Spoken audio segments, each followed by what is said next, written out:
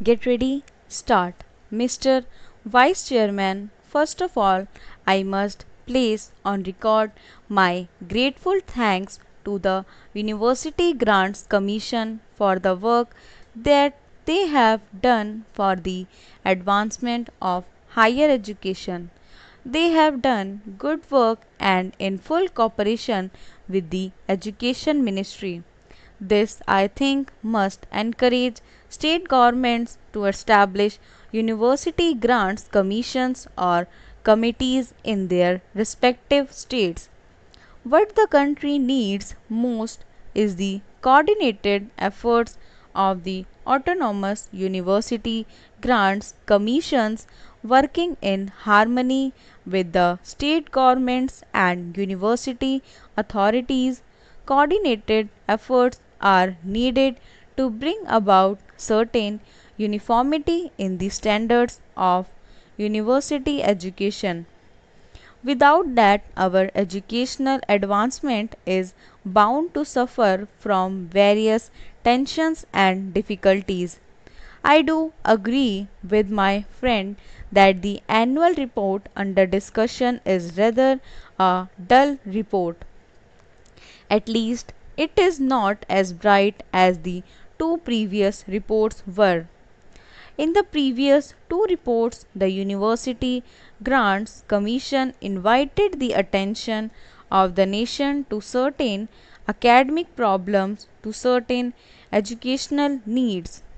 Unfortunately, in this report, the University Grants Commission confines its remarks mostly to what has been achieved in the field of university education under the guidance and with the assistance of the University Grants Commission. However, sir, it is not possible for me to agree with Mr. Santhanam that the University Grants Commission should not extend help to universities for the preservation of manuscripts. Manuscripts are of great importance.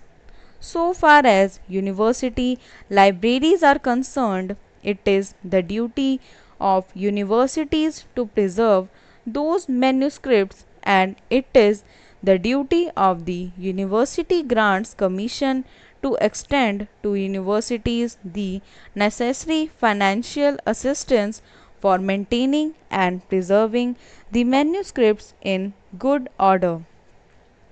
Also, it is not possible for me, sir, to agree with my friend that today universities are enjoying too much of autonomy.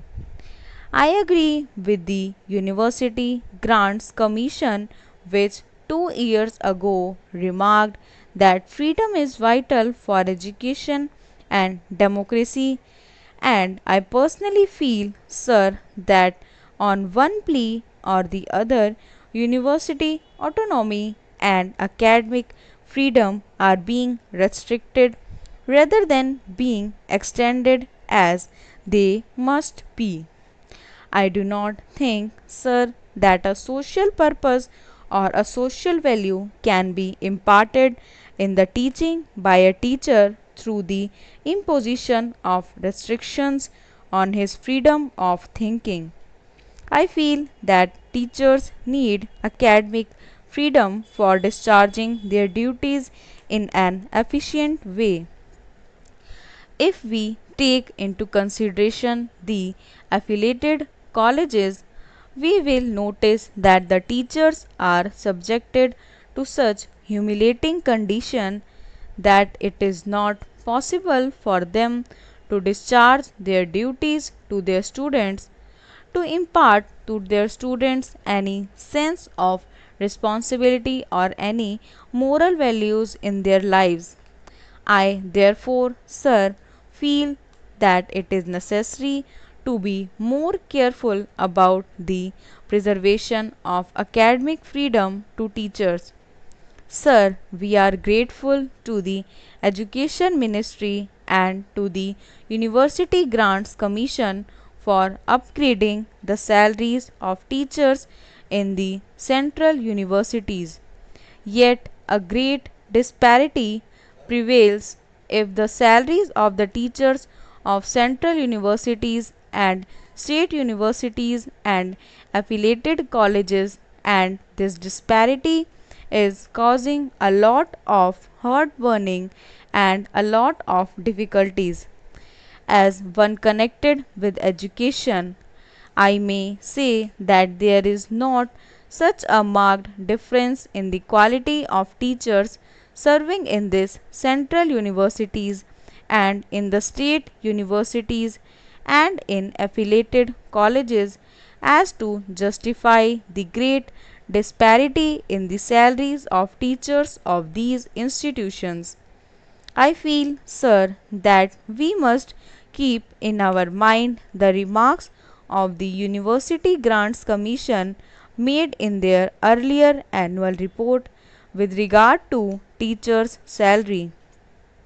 We are not only to provide adequate salaries to teachers of affiliated colleges but also to teachers of secondary schools. We must remember, sir, that a great majority of students study in affiliated colleges and the quality of education is largely determined by the quality of work that is done in affiliated colleges. For improvement in the quality of teaching, improvement in living condition is also very necessary.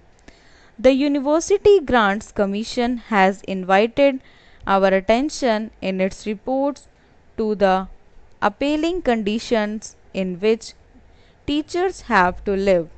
But unfortunately, the University Grants Commission has to admit that it does not seem likely that we shall be able to make anything more than the marginal contribution towards this practical need. I feel that the University Grants Commission should pay more attention to the solution of this problem than has so far been paid by it and the Education Ministry, and that the government should not grudge funds to the University Grants Commission for making adequate arrangements for improving living conditions of teachers who are expected to train the citizens of the country.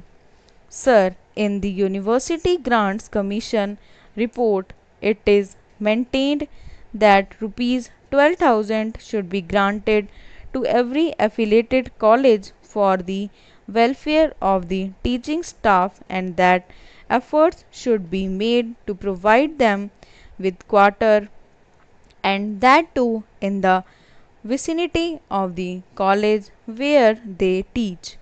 Stop.